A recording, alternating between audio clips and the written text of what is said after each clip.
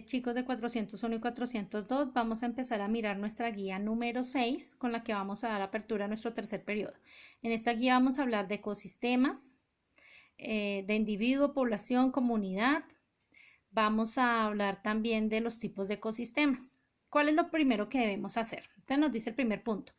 Leer la información anterior sobre los ecosistemas, factores bióticos y abióticos, individuos, población y comunidad y tipos de ecosistemas. Van a escribir el título de cada uno de estos en el cuaderno y el resumen con tus propias palabras de lo que entiendas de la lectura.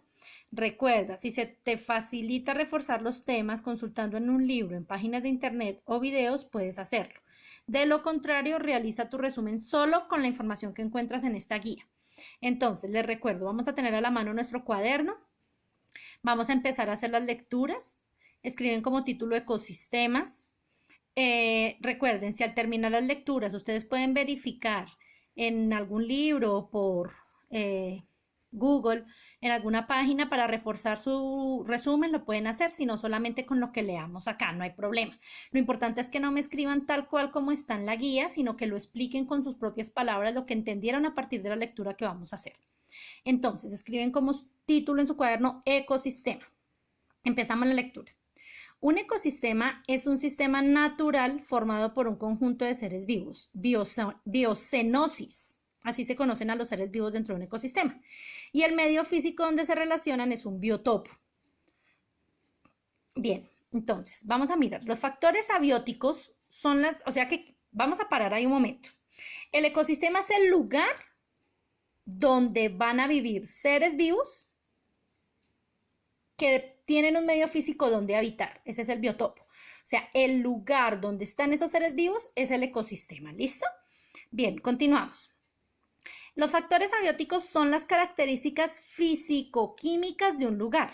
Estas características son esenciales para el desarrollo de los seres vivos. Ejemplo, el aire, el viento, el suelo, el agua, la luz. Estos factores en conjunto forman el biotopo, que era lo que estábamos hablando acá. O sea que el biotopo es lo que le garantiza al ser vivo que esté ahí que pueda vivir. ¿Listo? Los factores abióticos son los que le permiten a los seres vivos vivir en un ecosistema, poder desarrollarse. Y el factor biótico está formado por la flora y fauna que vive sobre el biotopo. Estos son conjuntos de especies. Cada especie forma una población y el conjunto de poblaciones que viven en un determinado lugar forman la biocenosis. O sea, ¿qué quiere decir eso? Biocenosis son solo los seres vivos, sean plantas o animales, que viven en un lugar determinado y que tienen esas características. Bueno, que son esenciales para poder vivir. Ejemplos de ecosistemas: un charco, un jardín, un bosque, un río, un pantano, un prado, una selva, un océano. Cualquiera de esos, en cualquiera de esos lugares ya es un ecosistema porque tiene biotopos, o sea, quiere decir que tiene luz, agua, alimento para proporcionarle a los seres vivos que allí habiten. Para que te quede más claro, veamos el siguiente esquema. Entonces, tenemos acá que un ecosistema tiene seres vivos, que es biocenosis, y un medio físico, que es a donde habitan estos seres vivos, que es el biotipo. ¿Listo? Entonces, tenemos que los factores bióticos son plantas, animales, hongos, algas y protozoos. Todos son seres vivos. Y en el medio físico, o sea, que es a donde habitan estos seres, tenemos agua, suelo, aire, temperatura, humedad y clima. Pero resulta que todos los seres vivos no pueden vivir en todos los ambientes, ni en todos los lugares. Entonces, por eso hay unos tipos de ecosistemas. Vamos a mirar cuáles son esos tipos de ecosistemas. El tamaño de los ecosistemas van a escribir como título tipos de ecosistemas. Ya cada uno puede ir realizando su resumen con sus propias palabras, puede pausar el video, hace el resumen de ecosistemas y continúa con tipos de ecosistemas. Muy bien. Título, tipos de ecosistemas. El tamaño de los ecosistemas es muy variable. Hay ecosistemas de pequeño tamaño, ejemplo, un charco, un río, o de gran tamaño como una selva o un desierto, ¿cierto? Varían en su tamaño. Los ecosistemas se pueden dividir en tres grandes grupos, que son ecosistemas terrestres para los seres que son terrestres, ecosistemas acuáticos para los seres que viven en el agua y los ecosistemas mixtos para aquellos seres que pueden vivir entre la tierra y el agua. Vamos a mirar las características de cada uno de estos ecosistemas. Ecosistemas terrestres son aquellos en los que los seres vivos viven en el suelo y en el aire. ¿Qué quiere decir en el suelo y en el aire? Todos los que son terrestres, pero en el aire también están las aves, pero ellos cuando ya no están volando, están en un ecosistema terrestre.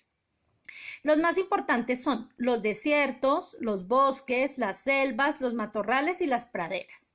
Entre los ecosistemas acuáticos tenemos que son aquellos en los que los seres vivos viven en el agua.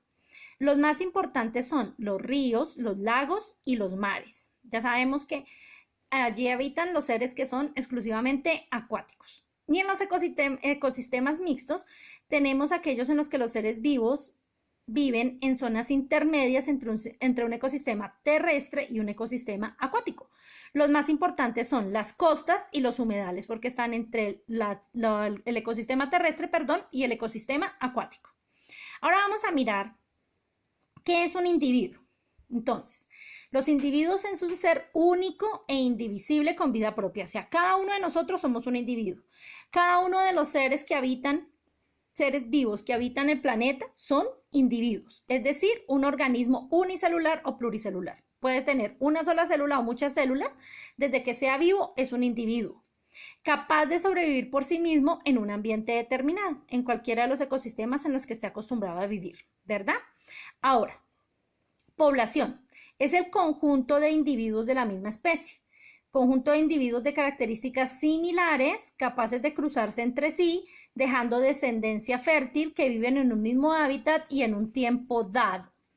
Entonces, después tenemos aquí comunidad. Conjunto